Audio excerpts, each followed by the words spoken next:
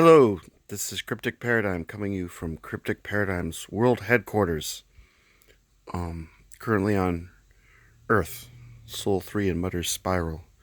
Small little planet. Uh, Typical medium sized, well, it was rather a small sized sun. Um, it is what it is. What you see here is a katana. I don't review katanas. Not yet, anyway. But I have them.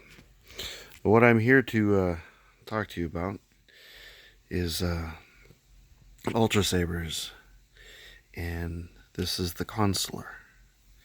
This is their take on Qui-Gon Jinn's lightsaber from Phantom Menace. Now, it's a rather large saber. I'd say it's probably about 20% larger than it should be, and it's missing a few of the features from the saber in the movie. Most notably, there's usually these little slots right here, these little grooves. Those are present, as far as I know, on the Saberforge model, which I don't have. But that being said,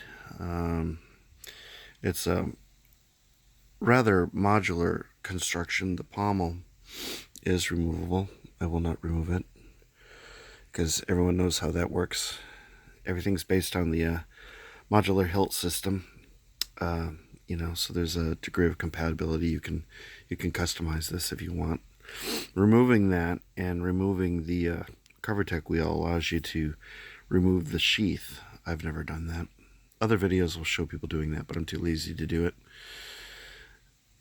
What's unique to Qui-Gon Jinn's particular saber is these grooves on this handle section, and of course the sheath that you see here.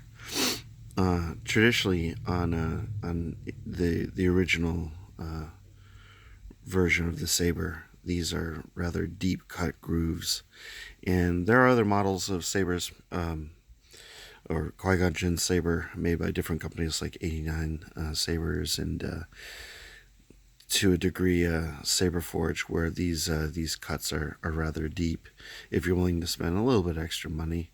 Not that 89 Sabers is all that expensive, but you generally just get an empty hilt with those guys, and then you either have to do an install or have someone install it for you for screen accuracy. But for all intents and purposes, this is any Ultra Saber is just meant to be sort of functional and dual worthy, and it's meant to hold up to the rigors of battle.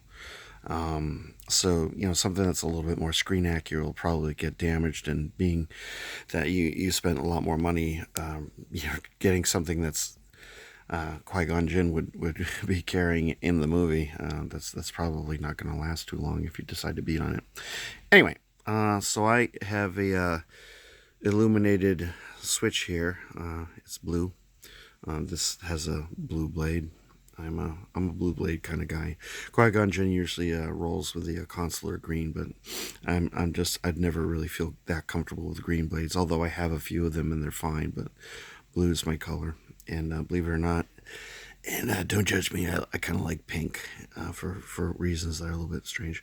Anyway, so the modular hilt system continues here. You can actually remove the emitter, and you can put in you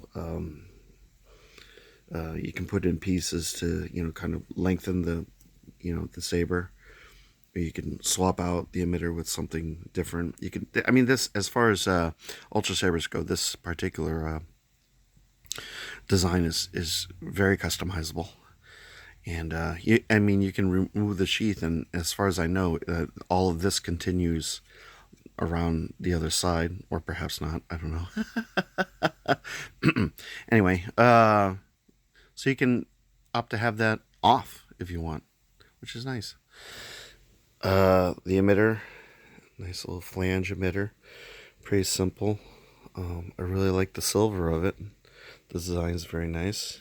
You can see the retention screw, so the blade goes into about here.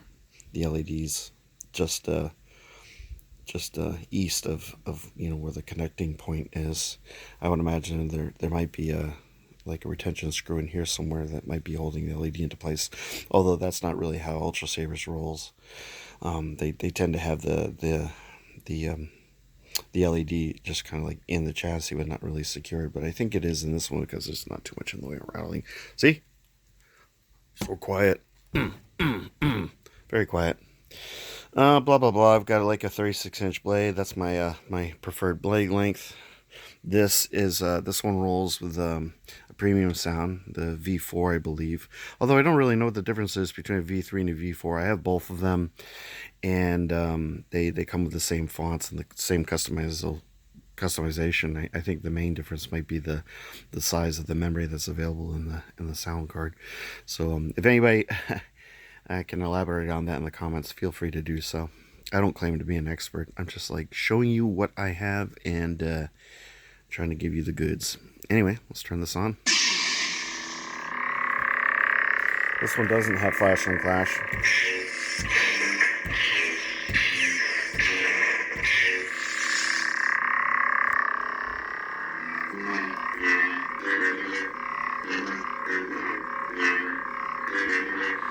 See, I don't have to swing this around because I already did a video, and if you didn't see it, then you can go see it, and if you've seen it, then you know what it does when you swing it around. There you go.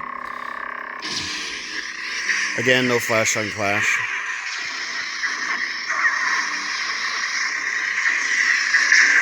I'm going to make you listen to this for about 10 minutes.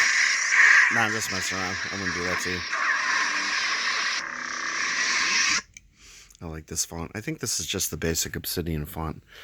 Yeah, the funny thing is other than all the original episode 1, 2, and 6 fonts, and the sparkly font, well, that pretty much narrows it down to all of them. The first 3 fonts, the Obsidian font, Black Star, and the one that doesn't seem to have a name, which is the one that I usually have this set to.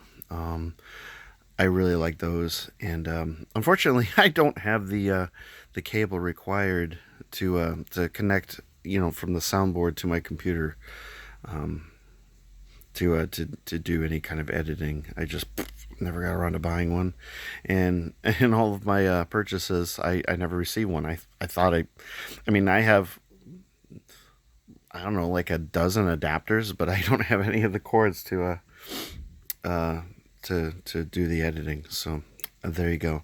Anyway, just trying to give you a little bit of eye candy at this point so you can see what you're gonna get if you buy one of these. This is a very, very lovely saber. This comes in just the regular polish and something called a nickel finish. I've never actually seen the nickel finish up close, but I imagine it would look kind of nickely and have a nickelish texture. I don't know. I've never seen one. I've never seen a video where someone actually purchased that. And the photos on the Ultrasabers website are rather inconclusive. Anyway, black CoverTech wheel, lovely.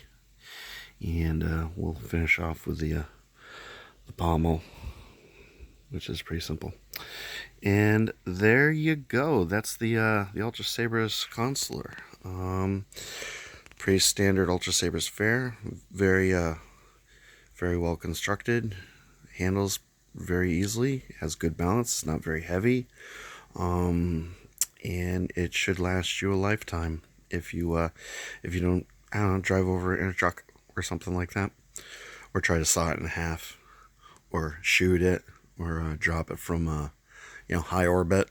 I wouldn't recommend doing that.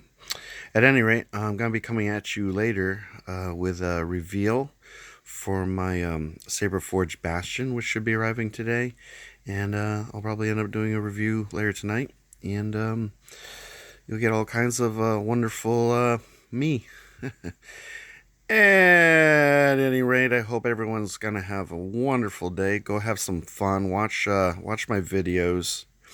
If you have any questions or you'd like to comment, please do so. I welcome all various and sundry people to like and subscribe and help me get my channel off the ground. All right, my love to you all. I hope you guys have a wonderful day. Bye.